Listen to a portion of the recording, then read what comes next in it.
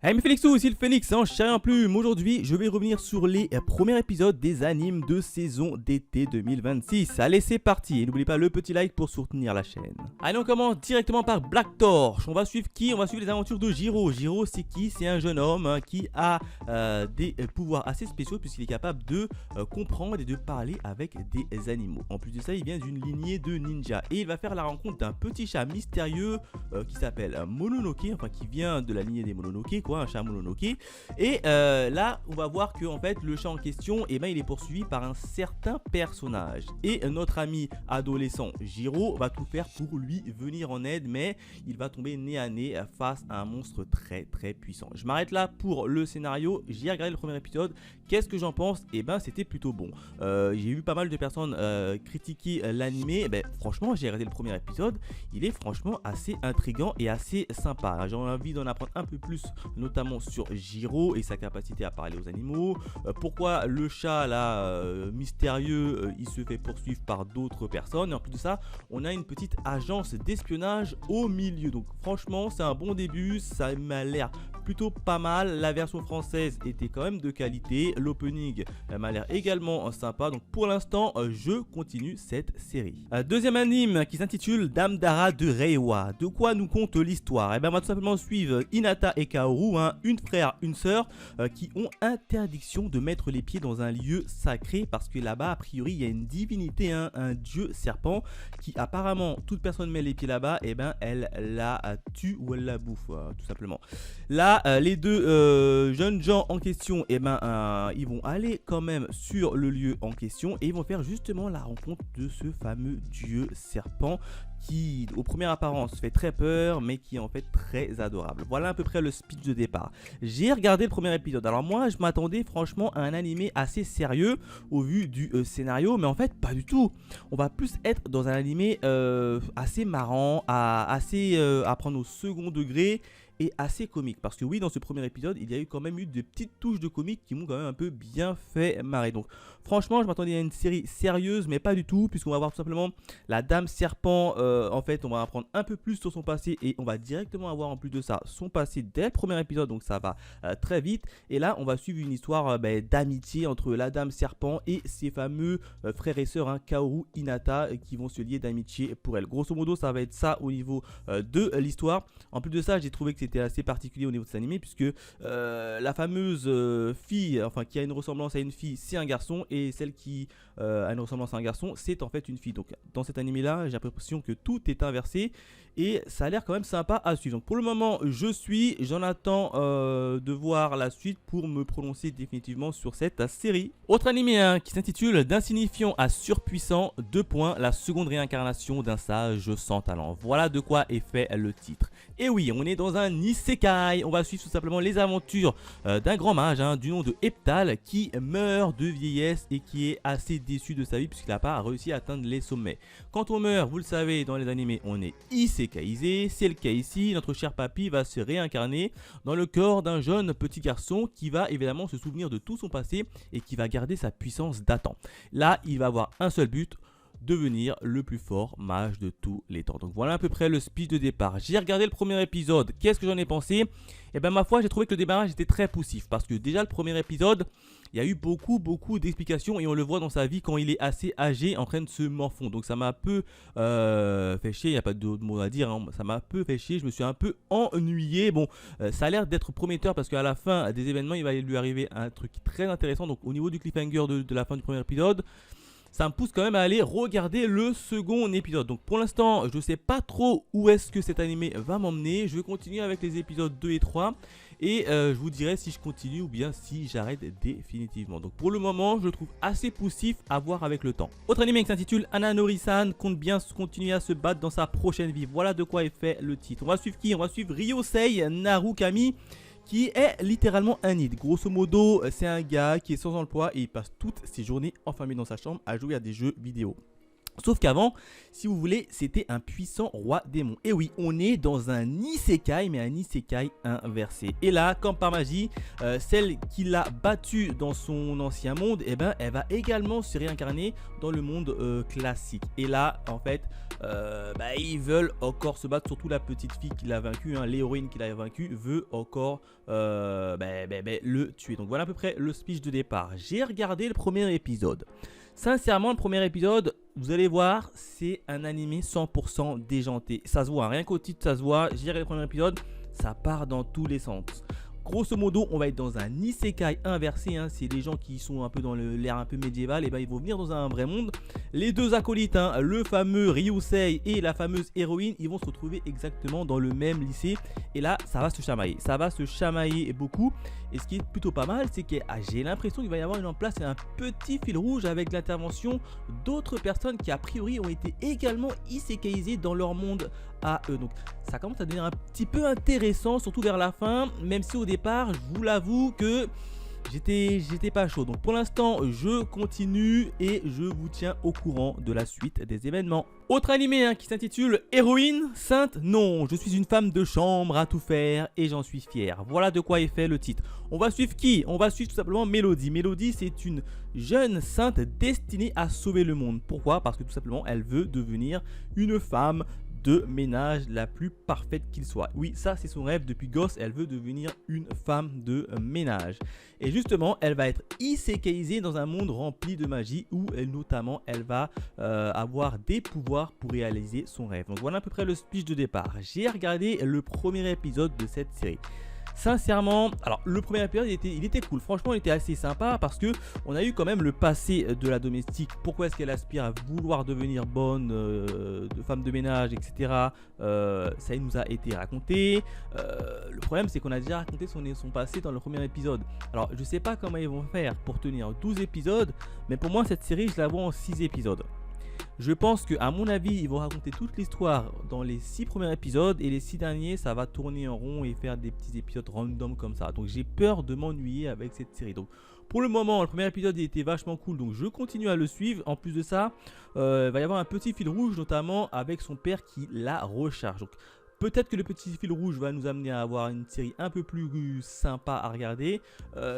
Mais pour l'instant, je sais pas. Je suis mitigé pour l'instant. Autre animé, hein, qui s'intitule Clévatès et sa saison 2. Alors là, directement, on va suivre la suite des événements après la première saison. On va retrouver notamment nos chers petits héros, notre chère petite démon, notre chère petite héroïne, cette fois-ci intégrée une académique pour retrouver notamment les travaux de leur dernier et demi. Donc ça va être assez intéressant. Pour l'instant, le premier épisode il était vachement cool, sincèrement.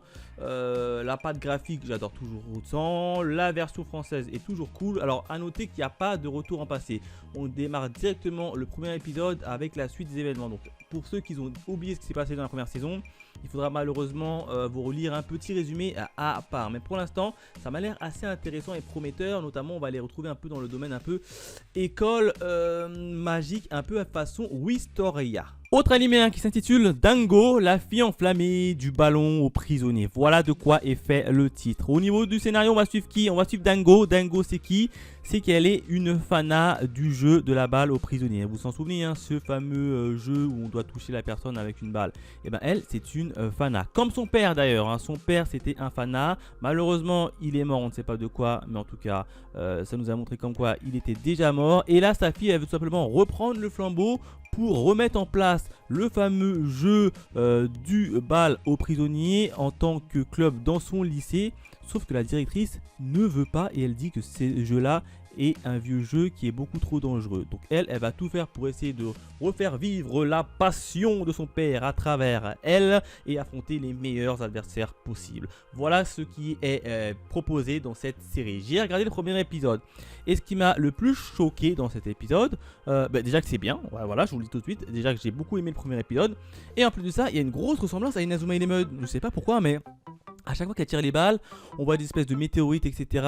Comme Inazuma Eleven. Et moi, j'adore Inazuma Eleven, donc forcément, les tirs un peu spéciaux, un peu à la Olivier Tom, le tir de l'aigle, etc., tir du tigre, j'aime bien. Donc là, en tout cas, il y en a beaucoup dans le premier épisode et c'est pas pour me déplaire. En plus de ça, dans cet animé-là, tout est exagéré. Hein. Les tirs, les réceptions, tout est exagéré. Même le corps des lycéennes sont exagérés, rien que pour vous dire. Donc en tout cas, pour le moment, c'est un premier épisode où va se passer tout simplement un épisode spécial recrutement. On va simplement voir notre cher Dango essayer de recruter d'autres joueuses, etc. Donc pour le moment, ça a l'air plutôt pas mal. Donc à voir comment tout ça va se passer en match réel, parce que c'est une première, en tout cas pour moi, hein, un animé sur la balle aux prisonniers. Une dinguerie les japonais, vous êtes des dingues. Autre animé hein, qui s'appelle Thunder Tree. Alors de quoi nous raconte le scénario? On va suivre trois gars, hein, trois bougres. Hein. Un garçon accompagné de ses deux meilleurs potes. Hein. Il vit dans une petite famille tranquillement avec une petite sœur qui l'adule franchement beaucoup. Et là, sa petite sœur, elle va littéralement rentrer dans la télé au moyen d'un DVD un peu particulier. Et justement, elle va se faire kidnapper par les gens qui sont justement dans la télé. Je sais, le scénario est un peu bizarre, mais c'est comme ça que ça se passe. Et justement, le grand frère, accompagné de ses deux potes, ils vont également entrer dans la télé pour tenter de sauver la petite sœur. Donc voilà à peu près le speech de départ. J'ai regardé le premier épisode. Comment vous dire? Le premier épisode, le truc qui m'a le plus tapé à l'œil, c'est l'animation. Oh là là là là là là là là. L'animation, elle est très, comment vous dire, elle est très simplet, pas ouf du tout, très moche. Mais je me suis dit, je vais continuer parce que on ne sait jamais. Alors j'ai continué. La VF est franchement cool et de qualité. On est clairement dans un animé où ça va être une mission de sauvetage. Donc pour le moment, je continue. Ah oui, à noter que le garçon en question, le gars, en un épisode, il a essayé de se LeBron James 2 fois, normal, aux toilettes. Et à chaque fois, sa petite soeur est venue lui embêter. Un peu bizarre quand même comme série. Donc pour le moment, je continue parce que j'ai bien envie de voir comment tout cela va se passer. Parce qu'a priori, dans le fameux Isekai, parce que oui, on est clairement dans un Isekai puisque c'est un autre monde, ils ont un certain pouvoir par rapport aux autres. Donc hâte de voir comment tout ça va évoluer. Autre animé hein, qui s'intitule Jadugar, la légende de Fatima. Voilà de quoi est fait le titre. On va suivre qui? On va suivre Sitara qui, à la suite de la mort de sa mère, va se faire racheter en tant que femme de ménage et va rentrer au service de Dame Fatima. Là, elle va être élevée quasiment, elle va apprendre un peu plus sur le savoir et sur le monde. Et on va voir tout simplement que son pays va se faire attaquer par le pays voisin. Et là, on va la suivre, essayer de s'en sortir, grosso modo. Voilà à peu près le speech de départ. J'ai regardé le premier épisode et je vous le cache pas, je me suis un peu ennuyé en regardant cette série. J'ai trouvé que c'était assez lent et que ça a mis beaucoup de temps à démarrer. Alors oui, on installe l'histoire, etc. Je veux bien, mais je trouvais quand même que c'était un poil beaucoup trop lent. Le truc assez novateur dans cette série, c'est que la série va se passer en Iran. Donc on va beaucoup faire allusion à la religion islam. Donc ça, tu vois, ça peut être sympa, ça peut être novateur. Et notamment ce qui va se passer à la fin de la série, il va y avoir un petit cliffhanger qui va être assez intéressant. Je ne vous le relève pas, je vous laisse évidemment le découvrir. Mais en tout cas, à la fin de cet épisode, ça va me faire aller sur la saison 2. Parce que je ne vous cache pas que j'étais prêt à stopper cette série. Mais avec la fin des événements qui s'est passé, je me suis dit, bon, on va lui laisser quand même une deuxième chance. Je vais regarder l'épisode 2 et l'épisode 3.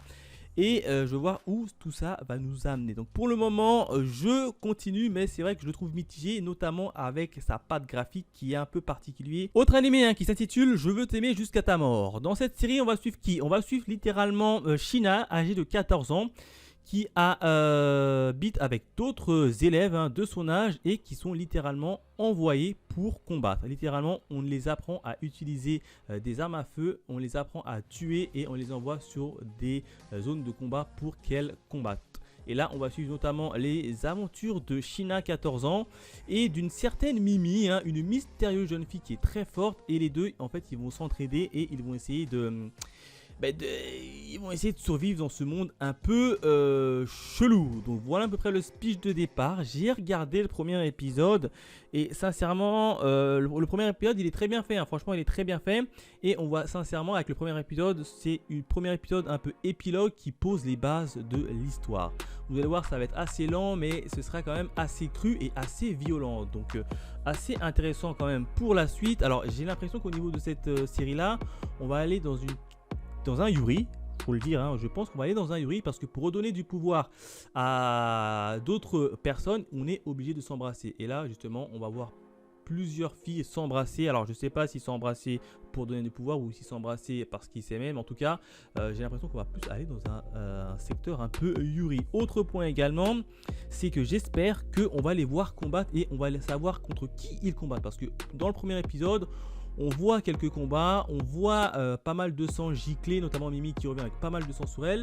On sait qu'ils combattent quelqu'un, mais on ne sait pas qui, on ne sait pas pourquoi et on ne sait pas comment. Donc j'espère qu'on ne va pas seulement les voir évoluer dans l'enceinte de l'école, mais qu'on va également les voir justement dans leur mission de tous les jours et comment ils vont s'en sortir. Donc pour le moment, je continue et je vous tiens au courant. Autre animé qui s'intitule Keiju Girl Caramélisé. Voilà de quoi est fait le titre. Alors au niveau du scénario, on va suivre qui? On va suivre Kuro qui est une jeune lycéenne qui veut en fait avoir une vie la plus simple possible d'une lycéenne normale. Le problème, c'est qu'elle ne peut pas parce qu'elle a une maladie. Et cette maladie, en fait, elle la transforme en monstre géant dès qu'elle ressent une émotion pour quelqu'un.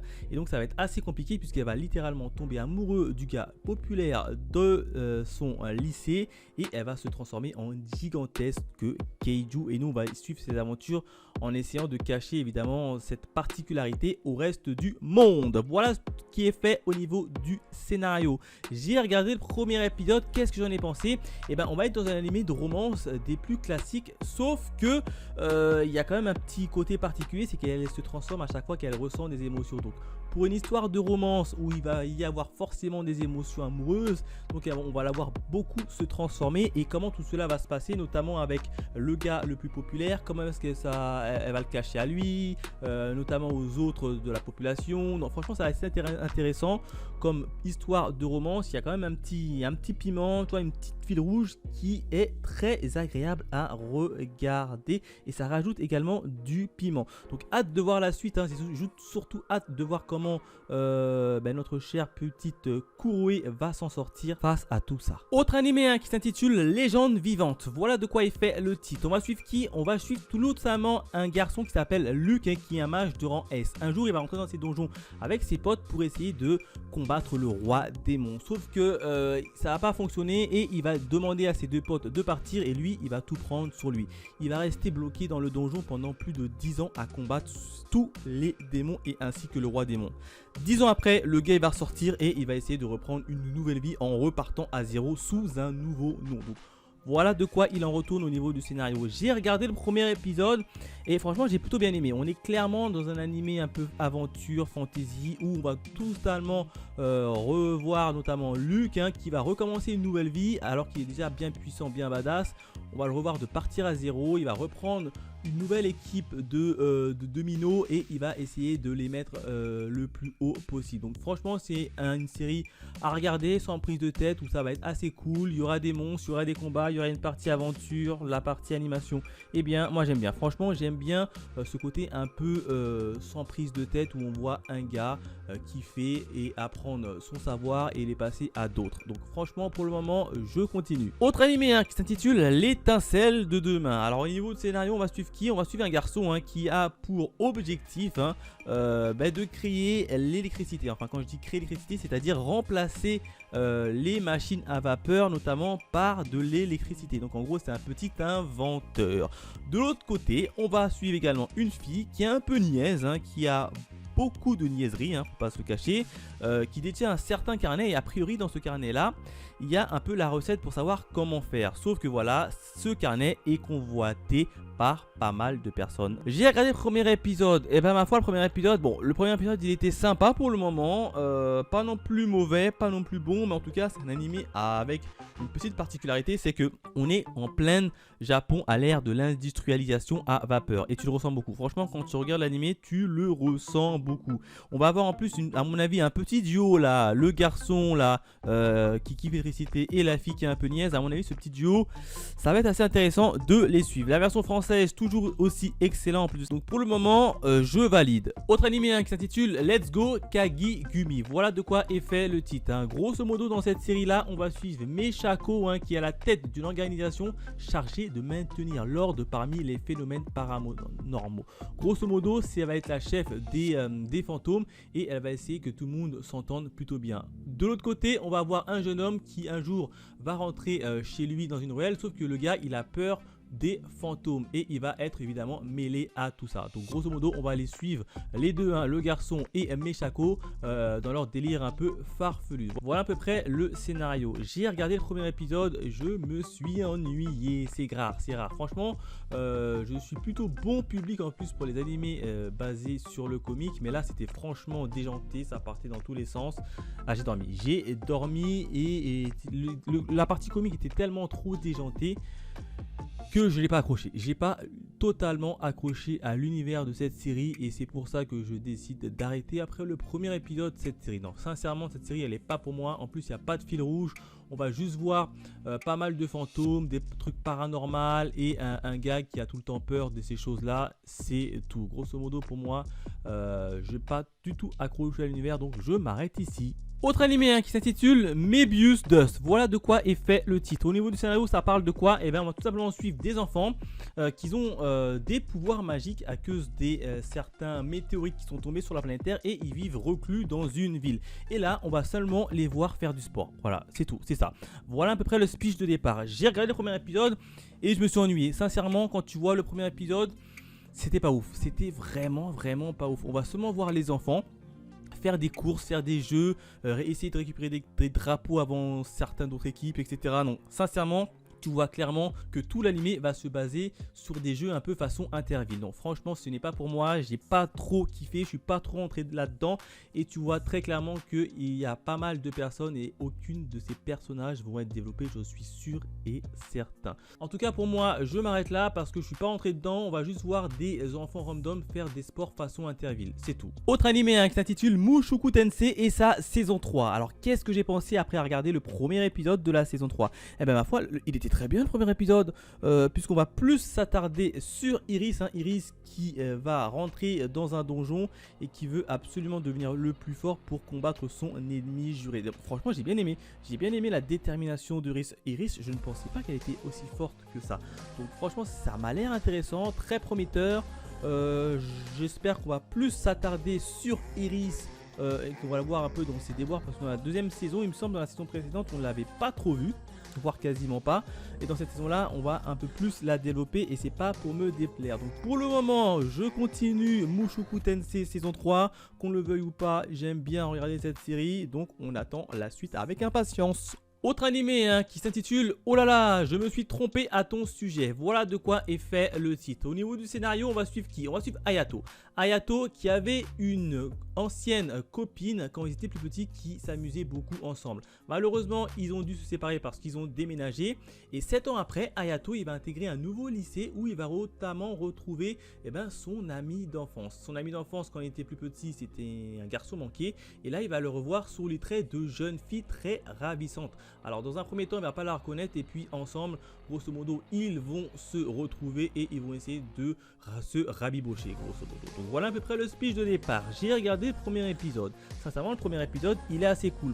Bon clairement quand tu vois l'animé tu te dis que ça va partir dans un animé romance des plus classiques où on a tout simplement Hayato et Haruki qui se sont retrouvés et puis Hayato qui voit maintenant en Haruki une fille et qui va avoir un petit crush sur elle. Grosso modo ça va être ça, hein. Je le vois à des kilomètres au niveau du scénario mais malgré tout le premier épisode était pas mal. Alors les retrouvailles étaient sympas mais j'en attends quand même un petit peu plus sur l'histoire. J'espère que ça va pas uniquement tourner au fait que voilà Hayato il a un crush sur Haruki son ami d'enfance et puis c'est tout. Donc, franchement si c'est que ça je serais grandement déçu.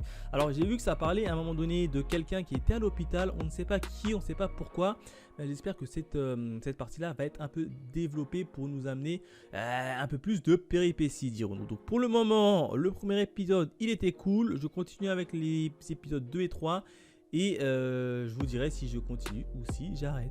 Autre animé, Beryl de paysan à maître d'armes, la saison 2. Et oui, au niveau du speed, ça raconte quoi? Et ben on va suivre notamment les aventures de Beryl, qui était un ancien enseignant d'armes d'escrime à l'épée. Et il va notamment retrouver ses anciennes élèves qui sont tous grandis et qui maîtrisent maintenant l'art parfaitement.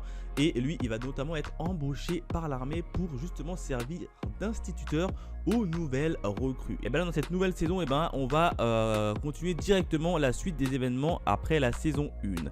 J'ai regardé le premier épisode de la saison 2 et Beryl, c'est toujours aussi sympa. Alors au niveau de la première saison, je l'avais dit, c'était plutôt sympa, plutôt cool. Il y avait quand même un petit fil rouge et ça c'était assez intéressant, mais il y avait quand même pas mal de moments où il se passait rien et des moments slice of life. Dans ce premier épisode, c'est un moment slice of life où il se passe pas grand chose, faut pas se le cacher, mais pour autant j'aime bien regarder, ça reste quand même assez cool, agréable. Tu sens que Beryl quand même il est assez bienveillant envers ses anciennes élèves, alors que ses élèves lui tout ce qu'ils veulent à mon avis c'est de l'avoir dans son lit, grosso modo c'est ça, mais lui tu vois il est assez bienveillant, il arrive toujours à s'en sortir de ce point de vue là. Donc franchement c'est une petite série qui est assez cool, bien. Alors j'espère quand même un petit fil rouge. Dans la première saison on a eu quand même un petit fil rouge, là j'espère quand même un petit fil rouge pour redonner un peu plus de punchy à la série. Autre animé qui a pour titre la recommandation d'Iwamoto Senpai. Voilà de quoi est fait le titre. Au niveau du scénario on va suivre qui? On va suivre Kondo Iwamoto, qui est un étudiant dans une école militaire spécialisée dans l'étude du paranormal. Un jour on va lui demander littéralement d'aller enquêter dans un village où il y a de la neige noire qui tombe, et là très vite il va comprendre que en fait c'est un autre étudiant, enfin un autre garçon comme lui qui a des pouvoirs surnaturels, et il va chercher à le recruter pour le faire venir dans son école militaire spéciale d'études paranormales. Donc voilà à peu près le speech de départ. J'ai regardé le premier épisode. Et le premier épisode je l'ai trouvé assez long, grosso modo ça va être un épisode épilogue. Quand vous allez voir le premier épisode, vous allez dire ça. C'est un épisode qui permet de mettre en place l'histoire, et forcément il y a beaucoup d'informations et c'est un peu lent. Donc je sais pas trop si je vais continuer. Je vais quand même regarder les épisodes 2 et 3 pour savoir si j'y vais ou pas. Mais grosso modo on va être dans un animé où ce sera un animé d'enquête, où je pense que Iwamoto va être envoyé à droite à gauche pour essayer d'enquêter sur des choses paranormales et recruter à chaque fois les élèves pour les faire venir dans son école militaire. Je pense que ça va tourner autour de ça et que ça va pas pousser plus loin. Donc pour le moment je vais quand même regarder l'épisode 2 et l'épisode 3 et je vous tiens au courant. Autre animé qui s'intitule 4 frères pour moi. Voilà de quoi est fait le titre. Alors on va suivre qui? On va suivre Ito Narita, qui est une jeune fille âgée de 16 ans où sa mère va se remarier avec un autre gars. Ce gars là il va devenir son beau-père, et ce beau-père là il a déjà 4 enfants et 4 garçons. Et du coup on va voir Narita venir emménager et dans sa nouvelle famille, et elle va apprendre à découvrir ses demi-frères. Donc voilà à peu près le speech de départ. J'ai regardé le premier épisode. Franchement le premier épisode il est cool. On est dans une romance shoujo, tranche de vie classique. Et moi j'aime bien parce que déjà c'est la personnage principale, la Ito Narita, qui est assez marrante, qui est assez drôle, et franchement sans elle je pense que j'aurais pas du tout accroché à l'univers de cette série. Donc pour l'instant le premier épisode il est cool parce que Narita est vachement très cool. En plus de ça on a vu que 3 frères sur 4. Donc le quatrième j'aime bien le voir, et j'espère qu'on va un peu plus le développer, son côté un peu renfermé sur lui-même. Donc franchement ça peut être sympa, notamment je vous dis c'est la personnage de Ito Narita qui fait tout pour le moment, en tout cas dans ce premier épisode. À voir comment tout ça va évoluer, mais on a déjà eu une petite relation entre elle et son frère aîné, Gin, qui a quasiment le même âge qu'elle, assez intéressant. Donc à voir comment tout ça va évoluer dans le futur. Autre animé qui s'appelle Rivière Rouge. Voilà de quoi le titre est fait. Et nous on va suivre qui? On va suivre les aventures de Yuri. Yuri c'est qui? C'est une petite fille qui se balade tranquillement avec son petit copain, qui un jour elle va se faire kidnapper. Voilà, et il y aura une flaque d'eau. Dans cette flaque d'eau il va y avoir une main qui va surgir, et elle va littéralement se faire kidnapper et happer dans la flaque d'eau. Et oui, elle va tout simplement être propulsée dans un nouveau monde, enfin quelques temps en arrière. On va être un peu dans un isekai, mais vers le passé. Et là, elle va se retrouver nez à nez en fait dans une guerre de trône qui oppose plusieurs princes entre eux. Donc voilà à peu près le speech de départ. J'ai regardé le premier épisode. Qu'est-ce que j'en ai pensé? Et ben c'était un très bon début. Franchement, j'ai adoré le début. Alors le début, il est un peu mystique, un peu bizarre parce qu'on voit une petite main tirer littéralement Yuri. Et là, on va apprendre au fur et à mesure de l'avancement de l'épisode que pourquoi est-ce que Yuri a été choisi. Je ne vous le révèle pas. Je vous laisse évidemment le regarder. Mais en tout cas, j'ai trouvé que le début était très bon. On va partir dans une animée un peu de romance, notamment avec ce fameux prince un peu taquin, donc il va y avoir un petit mélange de comique, un petit mélange de romance dans une partie un peu guerre du trône, et le tout sous un air un peu Égypte, puisqu'on va un peu parler de Toutankhamon. Donc ça m'a l'air prometteur, j'ai plutôt bien aimé le premier épisode, et franchement j'ai hâte de voir la suite. Autre animé qui s'intitule La garde rapprochée de la riche héritière, je suis secrètement le gardien de la fille la plus populaire de cette école de privilégiés. Voilà de quoi est fait les titres à rallonge. Alors qu'est-ce qui se passe dans cette série? On va suivre tout simplement Hinako. Hinako c'est qui? C'est une fille qui est pétée de thunes. Le problème c'est qu'elle est incapable de faire quoi que ce soit. Elle est maladroite, elle dort, mais le problème c'est que son daron il a une grosse entreprise de marque et il ne veut pas que son image de marque et notamment de sa fille qui va répertorier sur son entreprise soit totalement gâchée. Donc il va tout simplement engager un étudiant, Itsuki, qui vont croiser par hasard à la suite d'un enlèvement. Ils vont le croiser par hasard et puis ils vont le charger tout simplement de la surveiller et de la protéger. Et nous on va suivre en fait ces deux étudiants, un qui va devoir protéger Hinako qui ne sert strictement à rien. Voilà à peu près le speech de départ. Alors j'ai regardé le début de cette série. Alors évidemment le début il était plutôt bon. J'ai beaucoup aimé cette petite série de romance, puisqu'on va suivre tout simplement Hinako et Itsuki que tout oppose. L'un, il est assez débrouillard, ses parents l'ont littéralement abandonné, ils sont partis avec son fric, il arrive à se démerder. Et de l'autre côté, on a une fille qui est pétée de thunes, qui est incapable de rien faire. Elle est vraiment maladroite, je vous assure, elle est vraiment maladroite. Et les deux, en fait, ils vont un peu se côtoyer. Donc après, à mon avis, ça va tourner sur une histoire un peu de romance. Donc pour le moment, le début, il était vachement cool, vachement intéressant. Il y a eu quand même une petite touche de comique, ce qui rend l'animé assez attendrissant pour le moment. Et moi j'aime bien aussi la fameuse bonne de notre chère Hinako. Tu vois qu'elle, à mon avis, elle va apporter sa petite touche de comique assez intéressant. Donc pour le moment, début assez intéressant. J'ai hâte de voir comment tout cela va évoluer. J'espère quand même que la fille en question, Hinako, ne sera pas trop niaise, parce qu'au vu des premiers épisodes, ils ont fait vraiment quand même étant vraiment niaise. J'espère que ça va pas gâcher la série en la faisant beaucoup trop niaise. Donc pour le moment je continue et je vous tiens au courant de la suite. Autre animé avec Bleach et la saison finale. Alors Bleach, vous le savez, je suis un fan de Bleach, j'attends avec impatience la saison finale. Et là franchement, premier épisode, il m'a pas déçu. Franchement il ne m'a pas déçu. Alors déjà dans le premier épisode de la dernière saison finale, il n'y a pas d'épisode récap. Donc il faudra notamment retourner en arrière pour ceux qui s'en souviennent plus par vos propres moyens. Directement on a eu le droit au combat de Yoriichi avec Urahara contre le fameux Sternritter qui est capable de maîtriser les antidotes et le poison. Donc franchement c'est cool, c'est sympa, toujours un petit trait d'humour avec Urahara, il n'y a rien à dire. Franchement j'adore vraiment cette série et j'espère que la fin en animé sera d'une magnifique apothéose. Autre animé qui s'intitule Le Seigneur de la Frontière commence avec 0 sujet. Voilà de quoi est fait le titre. Au niveau de cette série, on va suivre qui? On va suivre Diaz. Diaz c'est qui? C'est un héros qui a bien fait la guerre et il a été récompensé par son roi en lui octroyant un territoire à gouverner. Le problème c'est que il arrive sur le territoire en question et c'est du pâturage. Il n'y a que de l'herbe sur ce pâturage dans ce territoire. Et lui dit pas de problème, je vais tout simplement reprendre tout à zéro et élever cette nouvelle ville.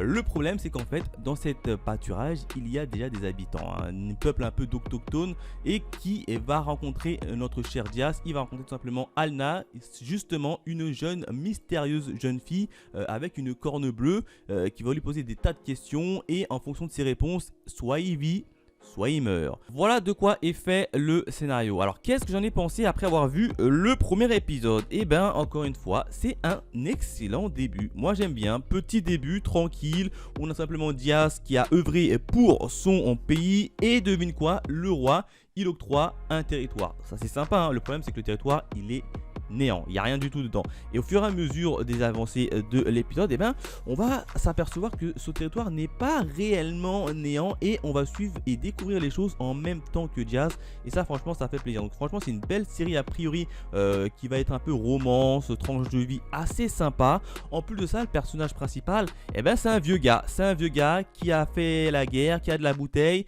On va pas suivre un jeune, mais vraiment un vieux. Un peu, du coup, ça me rappelle un peu l'animé Kaiju Number 8 où on suit tout simplement Kafka qui a une trentaine d'années en tant que personnage principal. Donc, franchement, bon début. On a eu quelques petites scènes de combat avec notamment une tortue géante, des espèces de gnous, etc. Donc, franchement, hâte de voir la suite et comment on va se sortir notre cher petit Diaz qui arrive sur un territoire ennemi, littéralement ennemi, et comment il va côtoyer justement le peuple auquel il a pourchassé tant de fois. Autre animé qui s'intitule La Sainte Insouciante ne peut pas contenir son pouvoir. Voilà de quoi est fait le titre. Au niveau du scénario, on va suivre qui? On va suivre Carolina. Carolina, c'est une jeune fille de famille noble qui a une grande sœur. Sauf que elle, en fait, elle est vraiment le mouton noir de la famille.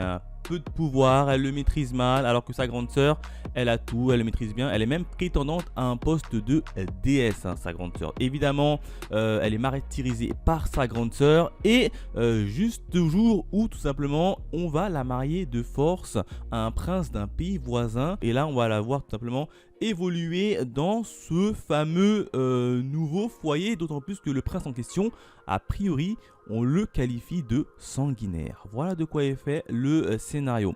J'ai regardé le premier épisode, petit animé tranquille, fantasy de romance.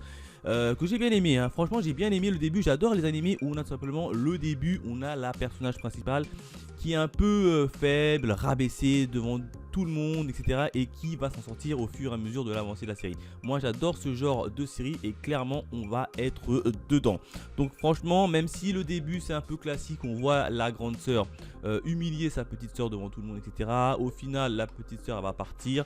À mon avis elle va s'en sortir très bien avec le prince voisin, etc. Donc c'est un animé classique, c'est du déjà vu, mais qui me fait toujours effet. Alors j'espère quand même quelques petites péripéties durant cette série, parce que si on voit uniquement la fille se faire avoir, etc. et qui est un peu naïf, je serais grandement déçu. Mais a priori la fille en question n'est pas forcément si naïf que ça. Autre animé qui s'intitule La conquête furtive du trône par le prince insignifiant. Voilà de quoi est fait le titre. On va suivre qui? Eh bien on va suivre tout simplement Arnold. Arnold, c'est un prince qui est qualifié de mollasson et ridiculisé par tout l'empire en le qualifiant d'insipide. Mais en fait, en vrai, c'est un putain de prince le plus puissant possible. Alors il joue un peu double jeu, notamment sous la couverture du nom de Silver, un aventurier de rang SS. Et là, il va tout simplement aider son troisième ou quatrième jeune frère à devenir le roi suite à la succession du trône. Donc voilà à peu près le speech de départ. J'ai regardé cette série. Franchement, la petite série, elle est sympa, elle est cool, j'aime bien. Franchement, j'aime bien. Déjà, ça va être une série portée sur la lutte pour le pouvoir entre tous les frères et sœurs. Et là, on apprend dans l'animé qu'il y a 8 frères et sœurs. Donc, à mon avis, ça va partir de tous les côtés. Et moi, j'aime bien un peu cette petite guerre un peu politico-infratricide, si le mot existe.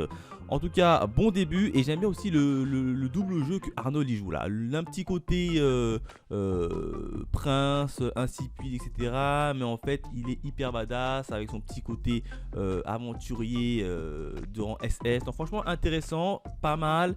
Les petites mises en place qu'il a fait pour se faire passer justement pour un autre étaient plutôt pas mal. Le problème, c'est qu'à la fin de la série, enfin à la fin de l'épisode, il va se faire choper la main dans le sac. Bref, hâte de voir la suite en tout cas. Autre animé qui s'intitule La fiancée de l'ogre. Qu'est-ce qu'on va suivre dans cette série? Eh ben, on va tout simplement suivre deux sœurs, une qui est franchement adulée par ses parents et l'autre qui est un peu dans la poisse et un peu traitée comme de tous les noms. En plus de ça, cette dernière, elle vient de se faire recal par son petit ami. Pourquoi? Eh ben, tout simplement parce que son petit ami, enfin son ex maintenant, eh ben, elle est tombée amoureuse de sa grande sœur. Et le problème, c'est que sa grande sœur, elle est déjà fiancée à un Ayakashi. Ayakashi, c'est quoi? Ce sont des monstres qui ont un putain de pouvoir et qui parfois prennent des humains pour épouse. Et en général, quand ça se passe, ça apporte la prospérité à la famille. Donc c'est pour ça que la fille en question, elle est hyper populaire, notamment auprès de ses parents, alors que l'autre, tout lui échoue. Et nous, on va suivre justement la rencontre de cette fille, de cette dernière que tout le monde fuit comme la peste, face à un autre Ayakashi. Donc voilà à peu près le speech de départ. J'ai regardé le premier épisode, qu'est-ce que j'en ai pensé? Alors le premier épisode il est très dur à regarder, sincèrement il est assez dur à regarder, mais il est cool hein, puisqu'on a tout simplement sa grande sœur qui va littéralement insulter de tous les noms sa petite sœur, et en plus de ça son fiancé il va littéralement essayer de la buter, il va la cramer, il va cramer son bras, c'est une dinguerie sous les regards de ses parents qui ne font strictement rien et qui prennent systématiquement le parti de la fiancée, évidemment, puisqu'il lui rapporte quand même pas mal d'argent. Donc assez dur à regarder, mais pour autant j'ai plutôt bien aimé. Alors j'espère sincèrement que la petite sœur va se venger. À moi je veux une vengeance bien sale, parce que là franchement c'est mérité. Bon après la rencontre notamment du deuxième Ayakashi qui va venir à la rencontre justement de elle-même, je la trouve un peu pilotée, un peu trop facile. Donc j'ai envie de voir comment tout cela va évoluer, mais en tout cas pour le début ça a l'air pas mal, ça a l'air prometteur. En plus de ça, pour tout vous dire, c'est une petite série que j'avais découvert à la Japan Expo. Vous avez mis quelques petits avant-premières. Donc pour le moment ça m'a pas l'air mauvais, donc je continue. Autre animé hein, qui s'intitule Yanineko. Alors au niveau du scénario, on va suivre qui? On va suivre Yanineko hein, qui est une femme chat qui fume. Voilà, grosso modo le scénario c'est ça. Elle n'arrête pas à arrêter de fumer, elle kiffe la cigarette, on va la voir fumer H24 dans cette série. J'ai regardé les premiers épisodes, et ma foi, à peine dans les 5 premières minutes de la série, ça part dans tous les sens. Ça part exactement dans tous les sens. Évidemment, c'est un animé assez dérangeant, faut pas se le cacher, mais c'est regardable, sincèrement, ça reste regardable. Alors, c'est une fille, par contre, une ficha, je sais pas pourquoi c'est une ficha, qui adore fumer. Pendant tout le premier épisode, on la voit que fumer. C'est une dinguerie. Elle est accro à la cigarette. Alors, je sais bien qu'au niveau de l'animé, c'est pour un peu dénoncer les effets de la cigarette et pas fumer. Mais là, en fait, on voit que ça. Alors, j'espère quand même un petit fil rouge. Je pense pas, puisque à mon avis, ça va être une succession de gags. On va notamment voir Yanineko tenter d'arrêter de fumer, mais à chaque fois, ça va pas marcher. Donc, à mon avis, ça va être que ça. Premier épisode. Il est regardable, sincèrement le premier épisode il est regardable, mais bien que dégueu, faut pas se le cacher, il est assez dégueu, hein, notamment l'épisode avec le caca, la diarrhée, etc. Il est assez dégueu, regardable, mais j'ai peur de m'ennuyer. Franchement, j'ai peur de m'ennuyer. Moi, vous le savez, dans les animés, j'ai besoin d'avoir un fil rouge. Et si le fil rouge chez Yanineko, elle va prendre une cigarette, elle va essayer de tout faire pour arrêter de fumer, et au final, elle reprend la cigarette derrière, et ça va être que ça, et ça va être que des gags. Je vais très vite me lasser. Donc pour le moment, premier épisode assez mitigé pour ma part. Je vais tenter avec l'épisode 2. Si l'épisode 2 il est comme l'épisode 1, je m'arrête là. Malgré que la série je crois elle fait que 7 épisodes, je m'arrêterai ici. Autre animé hein, qui s'intitule l'arrière-garde le plus puissant du monde. Voilà de quoi est fait le titre. On va suivre qui? On va suivre Ari Ito hein, qui est tout simplement mort dans un accident de bus. Et vous le savez, on est dans un animé, et quand il y a des morts dans un animé, on est tout simplement isekaiisé. Et ça va être le cas pour notre cher petit Ari Ito qui va littéralement se faire isekaiser dans une espèce de nouveau monde. Et là en fait on va lui demander de choisir un rang, et lui il va choisir l'arrière-garde. Mais en fait l'arrière-garde a priori c'est une classe très naze, mais en fait il va devenir le plus puissant des arrière-gardes, et il va essayer de se fondre dans la masse et d'avoir une nouvelle vie dans ce fameux nouveau monde. Voilà à peu près le speech de départ. J'ai regardé le premier épisode, et j'ai bien aimé. J'ai bien aimé, oui d'accord, on est dans un isekai, c'est du déjà vu, etc. Mais moi personnellement j'adore les isekai, et là franchement dans l'isekai en question, bon il n'y a rien de bien nouveau hein. Bon, juste qu'il a eu une boss durant son travail qu'il aimait pas trop, sa boss il la revoit également ici, il l'a envoyé paître assez magnifiquement. J'ai bien aimé hein. Dans la subtilité, il l'a envoyé paître. Ça, j'ai bien aimé. Et sincèrement, j'aime bien cette série. Alors, à noter que dans cette série, il va y avoir une petite relation avec une petite enfant qui a l'air assez badass, un peu mystérieuse. Donc, pourquoi pas. Et en plus de ça, on va voir que durant son premier combat, il y a des phases quand même de technique hein. Ça va pas être je fonce dessus, il y a un monde, je te le découpe et puis c'est tout. Non, il va y avoir une stratégie, une mise en place, des attaques. Donc franchement ça va être un isekai assez bien détaillé sur la partie un peu combat. Et ça franchement j'ai hâte de voir ça. Donc pour le moment je continue. Autre animé hein, qui s'intitule Le Roi des Pilleurs de Tombes. Alors au niveau du scénario, on va suivre qui? On va suivre Seo. Seo c'est qui? C'est un archéologue explorateur qui un jour va voir dans ce monde de toujours en fait avoir pas mal de reliques tomber et un peu popper partout dans le monde. Leur but et son but c'est notamment de récupérer ces reliques qui confèrent un pouvoir extraordinaire. Sauf que il va se faire trahir par son boss. Et là, juste avant de mourir, il va être envoyé 15 ans auparavant.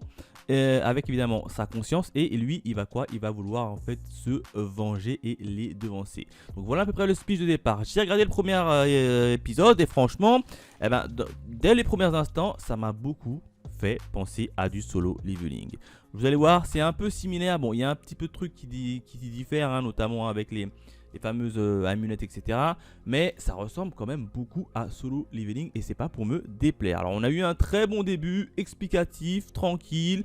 Il nous montre comment ça se passe au niveau de ce monde. La partie graphique également est assez chouette. Hein. La partie graphique, je la retrouve un peu similaire également à To Be Heroics, un autre animé. Donc franchement, j'aime bien pour le moment. Donc hâte de voir comment tout cela va évoluer. Et en plus de ça, il y a une version française qui est assez de qualité. Donc pour le moment, je valide et j'ai bien envie de voir comment notre cher petit CO, je crois que c'est comme ça que ça se dit son prénom, va se débrouiller. Autre animé hein, qui s'intitule Victoria aux 1000 visages. Voilà de quoi est fait le titre. Alors au niveau du scénario, on va suivre qui? On va suivre Chloé. Chloé, c'est une ex-espionne. Et oui, elle travaillait en tant qu'espionne. Elle était très douée dans le déguisement et dans les arts martiaux. Le problème, c'est qu'elle s'est fait trahir par son ancien boss. Du coup, elle a disparu comme par magie et elle a décidé de refaire sa vie dans un nouveau royaume avec un nouveau nom.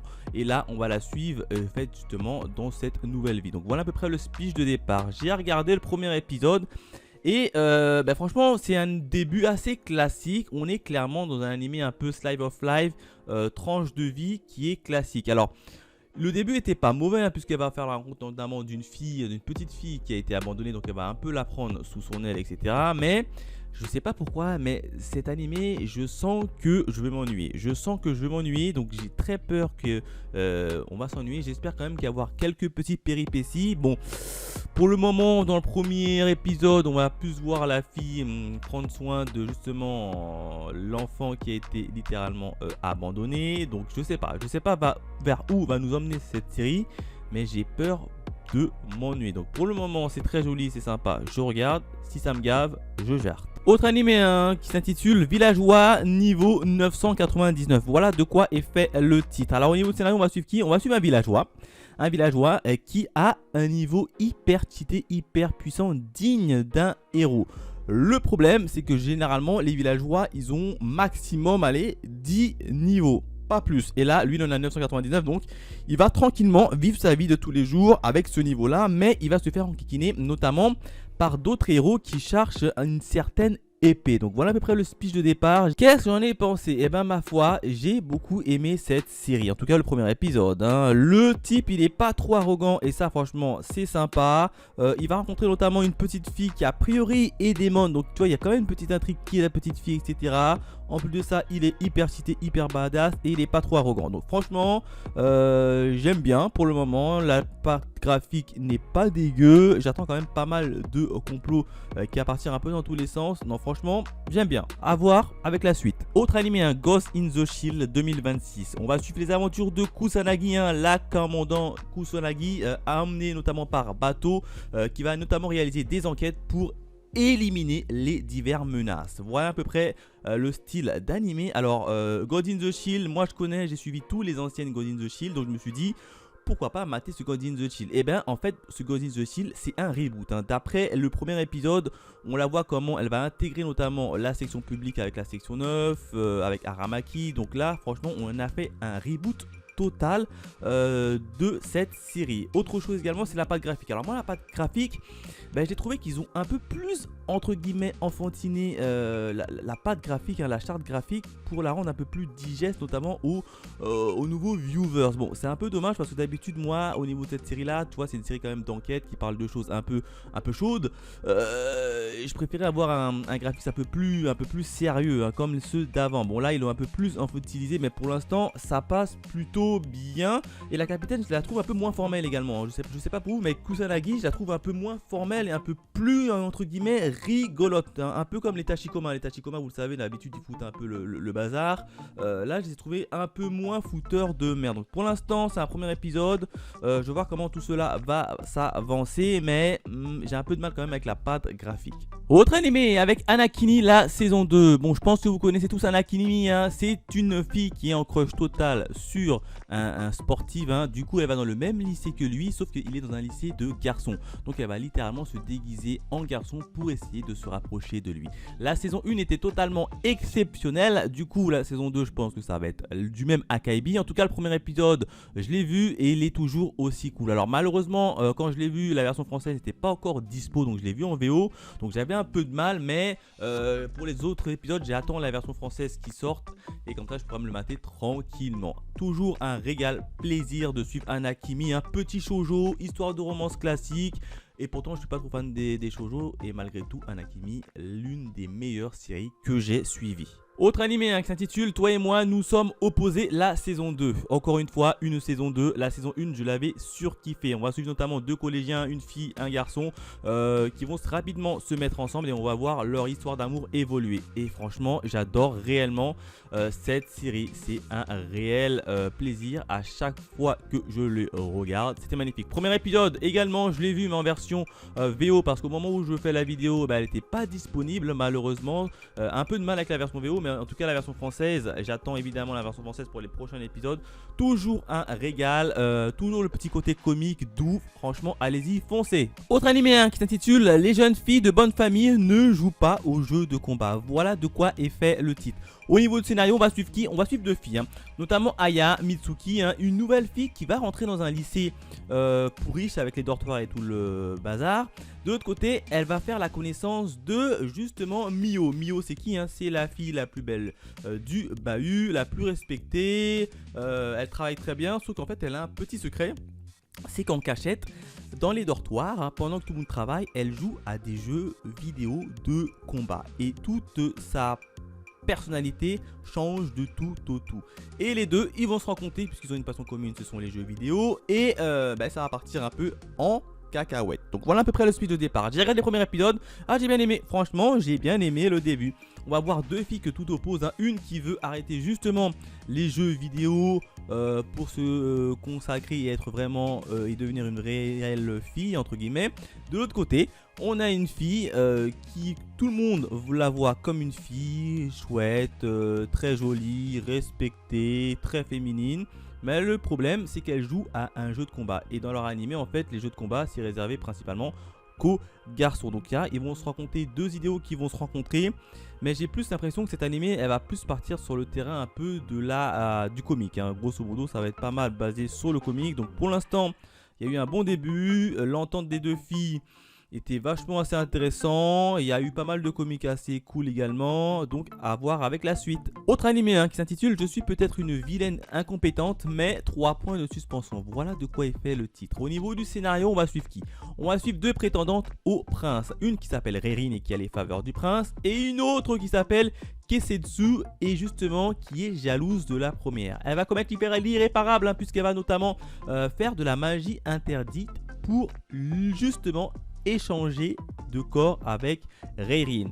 Ça va bien marcher, sauf que pour notre chère Reirin, elle va se retrouver dans le corps de Kesetsu. Et là, justement, elle va être accusée de tentative de meurtre. Évidemment, notre cher petit Reirin, qui est maintenant enfermé dans le corps de Kesetsu, que tout le monde croit que c'est une paria, devra survivre dans ce nouveau corps. Donc voilà à peu près le speech de départ. J'ai regardé le premier épisode et j'ai beaucoup aimé. Franchement, j'ai beaucoup aimé. Alors déjà, il y a une grosse ressemblance avec les carnets de l'apothicaire. Vous allez voir, que ce soit les dessins, l'ambiance, il y a une grosse ressemblance au carnet de l'apothicaire et c'est pas pour me déplaire. Il y a une VF qui est vraiment sympa. Il y a aussi le procès. Dans le premier épisode, on va y avoir un procès notamment pour juger notre cher petit Kesetsu, mais qui est dans le corps, mais qui à l'intérieur d'elle, c'est Reirin. Le procès va être marrant, vous allez voir, hein, pour savoir si une personne est coupable ou non, le prince, il va avoir des méthodes très brusques. Et franchement, j'ai trouvé ça trop marrant. En plus de ça, on est 100% derrière Reirin. Franchement, quand tu regardes le premier épisode, tu es directement rangé dans un camp, celui de Ririn. Je ne sais pas si c'est la même chose pour vous, mais en tout cas, ça l'a été pour moi. On est clairement dans un, allez, je veux le dire, on est dans un Miss Isekai, puisque c'est pas réellement un changement de monde, c'est juste un changement de corps, donc un changement de vision, etc. Donc on va dire c'est un Miss Isekai qui est vachement cool, en tout cas le début est excellent. Hâte de voir la suite. Autre animé qui s'intitule Le guide de vengeance d'une dame furieuse, comment j'ai anéanti ma patrie avec mes puissants grimoires. Voilà de quoi est fait le titre. Au niveau du scénario, on va suivre qui? On va suivre la noble Elisabeth qui est promise notamment au prince, qui fait beaucoup de travail dans l'ombre. C'est elle qui se tape toute la paperasserie et un jour elle va littéralement se faire humilier par le prince devant tout le monde et il va l'abandonner, il va même la congédier et l'enfermer dans un cachot. Là, sa servante qui l'a toujours servi va lui dire il faut que tu te rebelles, c'est pas logique que tu te laisses faire, c'est toi qui as tout porté sur tes épaules et là on te jette comme une vieille chaussette. Là elle a dit pas de problème, je m'évade de la prison et elle va aller se réfugier dans le pays voisin. Et là on va apprendre tout simplement qu'elle va fourmenter une vengeance pour la patrie qu'il a littéralement abandonnée. Voilà à peu près le speech de départ. J'ai regardé le premier épisode. Que dire, les animés de vengeance, je les kiffe, j'adore et je surkiffe. Et là, on est en plein dedans, sincèrement, on est littéralement en plein dedans. On a quand même Elisabeth qui a tout fait pour sa patrie, elle se fait littéralement jeter comme une chaussette à la fois par le prince, mais aussi par le peuple justement qui a cru à son prince. En plus de ça, il y a son daron qui l'a également abandonné, une dinguerie. Son daron a dit ne t'inquiète pas, elle se démerdera tout seul. Non, franchement, le premier épisode assez cool et en plus de ça, on va apprendre que dans cette série, certaines personnes sont disposées à avoir de grands pouvoirs. Et ça va être le cas de notre Elisabeth qui justement, elle a un pouvoir très cheaté autour de son grimoire. Je vous le dis pas, je vous laisse évidemment le découvrir, mais en tout cas, la fin de l'épisode, quand tu vois le sourire vengeur de Elisabeth, tu te dis cet animé il va aller loin, cet animé il va aller loin et je vous le garantis, donc évidemment que moi je valide. Autre animé intitulé Le chevalier lourdement armé exilé sait exploiter le système. Voilà de quoi est fait le scénario. D'ici on va suivre qui? Eh ben on va suivre Elimas. Elimas c'est qui? C'est tout simplement le fils d'un prince ou même d'un roi, je crois, c'est le fils d'un roi qui a été littéralement banni. Pourquoi? Et bien parce qu'au moment de choisir sa classe, on lui a affecté une classe de chevalier lourd. Le problème c'est que cette classe, elle est inférieure et incompétente à tous selon le monde où il vit. Sauf qu'en réalité, cette classe-là, elle est hyper cheatée. Et il a été littéralement banni par son propre daron. Il lui a dit casse-toi, je veux pas de toi, tu me sers à rien. Et là, on va tout simplement le voir évoluer dans la vie de tous les jours en essayant de s'en sortir. Donc voilà à peu près le speech de départ. J'ai regardé le premier épisode et clairement, on est dans un isekai. Oui, alors là il n'y a pas eu de mort, etc. On sait juste que le gars il se rappelle de sa vie d'avant et a priori il jouait à un jeu vidéo. Donc là on est littéralement dans un isekai de type RPG là, enfin de jeux vidéo. Et là notre cher gars il se dit mais moi je connais le jeu vidéo, dans mon jeu vidéo que je jouais la classe justement des chevaliers lourds était très puissant et justement il va tout faire pour l'exploiter et devenir le plus fort possible par ses propres moyens. Alors le truc le plus impressionnant que j'ai remarqué dans cet animé, c'est au niveau du graphisme. Vous allez voir les graphismes, ils ressemblent comme deux gouttes d'eau aux jeux vidéo. Alors je sais pas si c'est fait exprès mais alors il y a beaucoup de 3D, mais c'est de la 3D qui est plutôt bien fait et ça fait un peu style jeu vidéo. Et justement notre cher petit Elimas est enfermé dans un jeu vidéo, donc ça fait beaucoup sens. Et j'ai trouvé que le graphisme était vachement cool, vachement joli, même si elle a 3D, elle est plutôt bien faite et ça colle plutôt bien à l'univers de la série. Donc pour moi, pour le moment, j'aime bien. J'espère quand même une petite partie de vengeance de Elias parce qu'a priori, il y a une certaine amie d'enfance qui aurait volé sa place et qui l'a également traité comme une paria. Donc j'aimerais bien voir un peu la petite rencontre et voir pourquoi pas une petite vengeance de notre ami Elimas. Autre animé qui s'intitule Devil May Cry Baby, la saison 2, la version Netflix. Alors franchement, j'ai regardé la saison 2 et notamment le premier épisode. Alors déjà, dans le deuxième épisode, il n'y a pas de saison récap. Donc à mon avis, il faudra vous remémorer ce qui s'est passé dans la saison 1 avant d'entamer la saison 2 parce qu'il y a réellement zéro moment de récap. Autre point également qui m'a l'air assez intéressant, c'est qu'au niveau de cette saison-là, a priori, on va tourner autour du du frère jumeau de Dante. Alors je sais plus s'ils sont jumeaux, en tout cas il a un frère.